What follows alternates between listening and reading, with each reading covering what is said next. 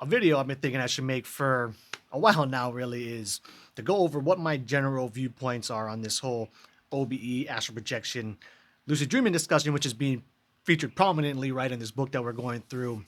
And a lot of this will probably be kind of old news to my regulars, but to all the new people who are just coming to the channel and whatnot, this is probably a very timely post to make, so I figured I should make it.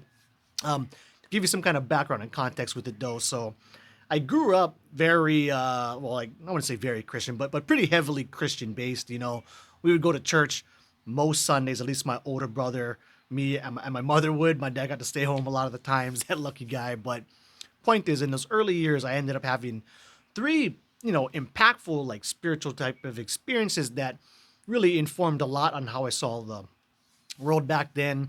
The first one was just randomly, we're in the middle of church, we're doing the whole born again Christian thing where you got to give your life up to the Lord and, be born again, right? So we're doing that prayer like we would do pretty much every single Sunday.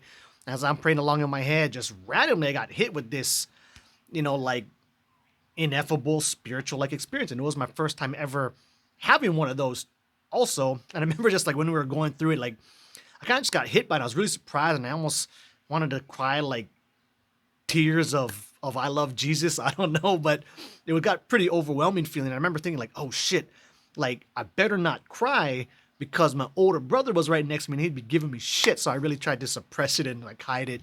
Funny, I didn't even tell him this ever happened until like, many 20 years later or something way down the road. So that was the first one. The second time was when I got baptized. We went to this beach out in Wamanalo and my dad would always take us to Wamanalo to go boogie boarding or, surfing and stuff like that. So I really loved the area. And the church went all the way over there to do the baptized thing, which I thought was really cool. So I remember coming out. I remember thinking it was a little bit silly too, but once we kind of went through the whole motion and I was the one over there to be dipped in the water and sat up, I got hit with that same like ineffable, spiritually fulfilled type of feeling. And then the third time was not too long after that. We went to go volunteer our time on Christmas to go pass out food to the homeless. And I remember same deal there. Like we already had everything set up. We were in the middle of passing everything out. And then I was walking in the back to go, continue helping out. And same thing, get hit with that same type of feeling and being kind of overwhelmed and also trying to suppress my Jesus tears so nobody would see me, crying and shit. Anyway, long story short, I come out on the other end of all this, being very strongly seeing the world in like born again Christian types of views. Jesus is 100% real. He died on the cross for me, all that.